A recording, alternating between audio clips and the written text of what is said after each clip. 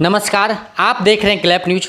मैं हूं आपके साथ विवेक कुमार। महाराष्ट्र का हाई वोल्टेज सियासी ड्रामा और सियासी संकट अब लगभग खत्म हो गया। मैं लगभग क्यों कह रहा हूं? देखिए गुरु, ये राजनीति है और राजनीति में कभी भी कुछ भी हो सकता है। इस पूरी राजनीतिक घटनाक्रम के बीच सबसे ज़्यादा चौंकाने वाली बात यही रही कि बागी दल के नेता एकनाथ शिंदे को महाराष्ट्र में मुख्यमंत्री पद की कमान सौंपी गई।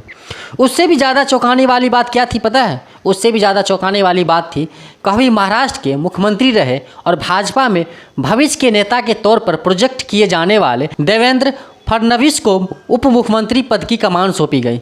इस पूरे घटनाक्रम पर देवेंद्र फडणवीस को पद को लेकर राजनीतिक गलियारे में तमाम तरह के राजनीतिक कयास लगाए जाने लगे। राजनीतिक विश्लेषकों का मानना है कि देवेंद्र फडणवीस को महाराष्ट्र की राजनीति में किनारे लगाने की बस शुरुआत सी है। महाराष्ट्र की राजनीति में तब बड़ा उलटफेर देखने को मिला जब शिवसेना के बागी समूह के नेता एकनाथ शिंदे का नाम राज्य के अगले मुख्यमंत्री के तौर पर तय हुआ। दरअसल शिवसेना का बागी खेमा बीजेपी के समर्थन से महाराष्ट्र में सरकार बनाने जा रही थी। बीजेपी नेता और पूर्व मुख्यमंत्री देवेंद्र फडणवीस को शिंदे के साथ राज्यपाल भगत सिंह कोश्यारी से मुलाकात करने के बाद ये खुद चौंकाने वाली घोषणा की। एकनाथ शिंदे को मुख्यमंत्री बनाकर बीजेपी राज्य के आगामी चुनाव में खुद को मजबूती के साथ पेश करने की कोशिश कर रही है, क्योंकि इस कदम से वो बाला साहब के समर्थकों को अपने पाले में लाने की पूरी कोशिश करेगी। अब बीजेपी शिवसेना के वोटरों के बीच जाकर यही संदेश देगी कि उसने अपने कद्दावर नेता देवेंद्र फडणवीस को नहीं बल्कि एक कट्टर शिव सैनिक को पूरे सम्मान के साथ महाराष्ट्र राज्य के मुख्यमंत्री पद पर पहुंचाया। इतना ही नहीं, बाला साहब के हिंदू विचारधारा को भी आगे बढ़ाने की काम की। अब सबके मन में एक ही सवाल उठ रहा होगा, आप लोग के भी मन में उठ रहा होगा कि बीजेपी मौका मिलने और सीटों के लिहाजा से राज्य की सबसे बड़ी पार्टी होने के बाद भी देवेंद्र फडणवीस को सीएम न बनाकर एकनाथ शिंदे को ही क्यों बना रही? तो समझिए गुरु, महाराष्ट्र की मौजूद राजनीतिक परिदृश्य में सीएम पद के लिए चेहरा का चुनाव करना बीजेपी के लिए आसान नहीं था, क्योंकि शिंदे खेमे पर अपने आप ही बाला साहब ठाकरे के बेटे उद्धव को सीएम की गद्दी से उतारने का दाग लग चुका है। वह भी तब जब पहली बार कोई ठाकरे परिवार से कोई सदस्य मुख्यमंत्री बना हो। ऐसे में शिव सैनिकों का गुस्सा शांत करने के लिए किसी भी शिव सैनिक को इस पद पे पहुंचाना सबसे सही विकल्प था, भाजपा के लिए सुरक्षित था।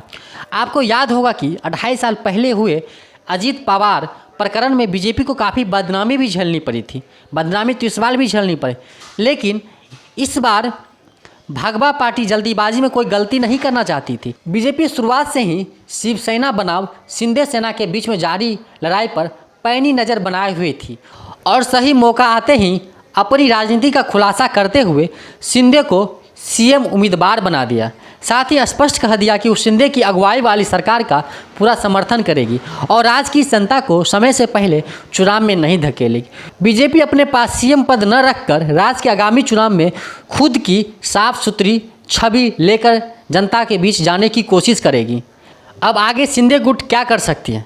अगर दल बदल कानून पर एक नज़र डाले तो संविधान की 10वीं अनुसूची के पैरा 4 में दल बदल पर कानून कहता है किसी सदन के किसी सदस्य के मूल राजनीतिक दल का विलय तब माना जाएगा जब 2/3 से संबंधित विधायक दल के सदस्य इस तरह के विलय के लिए सहमत हो।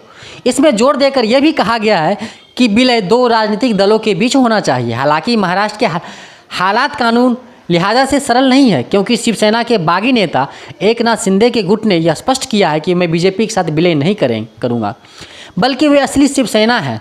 उधर शिवसेना सुप्रीमो ने एक स्पष्ट कहा है शिवसेना उनकी है, जिसे उनसे कोई छीन नहीं सकता है। उसने कई बार कहा है शिंदे गुट ने पीठ में छुरा घोंपा है। वहीं पर अगर महाराष्ट्र के उप मुख्यमंत्री देवेंद्र फडणवीस की बात अब की जाए तो जब से उनको उप मुख्यमंत्री का पद दिया गया है तब से पूरे देश में एक अलग ही चर्चा का विषय बना हुआ। तो इस पूरी राजनीतिक घटनाक्रम पे आप क्या सोचते हैं? आप हमें कमेंट बॉक्स में जाकर बता सकते हैं। और हाँ, चैनल को लाइक और सब्सक्राइब भी साथ में कर दीजिए। देखते रहिए क्लैप न्यूज। मिलते हैं किसी और वीडियो के साथ, तब तक रखिए अपना ध्यान।